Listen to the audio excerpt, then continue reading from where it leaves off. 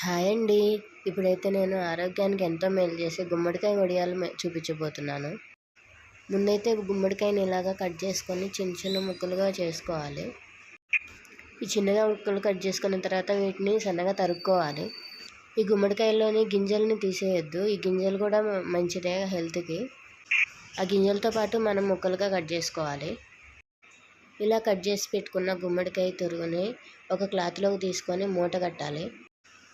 అలా మూట కట్టిన తర్వాత దానిపైన బరువు కానీ లేదంటే ఒక చిన్న రోల్ కానీ ఏదన్నా పెడితే దానిలోకి వాటర్ అనేది బయటకు వస్తాయి. ఆ వాటర్ బయటికి పోకుండా మనం గిన్నె కానీ ఏదన్నా పెట్టుకుంటే ఆ వాటర్ ఆ గిన్నెలోకి వస్తాయి.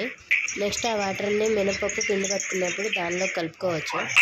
ఈ విధంగా నైట్ అంతా అట్లనే పెట్టేసి దానిలో నుంచి వాటర్ అంతా బయటకు వచ్చేస్తాయి. ముందు రోజు నైట్ ఇట్లా మినపప్పు నానబెట్టుకున్నాను. నెక్స్ట్ డే మార్నింగ్ లేచి పిండి పట్టుకునేప్పుడు నేను గుమ్మడికాయలోంచి వచ్చిన వాటర్ను కూడా పిండిలోకి యాడ్ చేశాను. పిండి పట్టుకున్న తర్వాత దానిలోకి అల్లం పచ్చిమిరపకాయలు పేస్ట్ చేసి కలుపుకోవాలి. ఇంకా కొంచెం ఉప్పు, కొంచెం జీలకర్ర వేసుకుంటే టేస్ట్ బాగుంటుంది. దీనిలో గుమ్మడికాయ ముక్కలు కూడా కలిపి దాన్ని మెత్తగా కలుపుకోవాలి బాగా. ఇలా అంతా కలిసేలాగా తిప్పుకున్న తర్వాత ఇంకా గుమ్మడికాయలు వడియాలు పెట్టుకోవడానికి రెడీ. మేము గుమ్మడికాయ వడియాలు పెట్టడానికి అయితే పైకి వచ్చాము. మా అత్తయ్య వాళ్ళ వైపు అయితే ఇట్లా గారెల టైప్లో పెడతారంట. చూడండి ఒకసారి. మా వైపు అయితే ఇలా చిన్న చిన్నగా పెడతా ఉంటారు.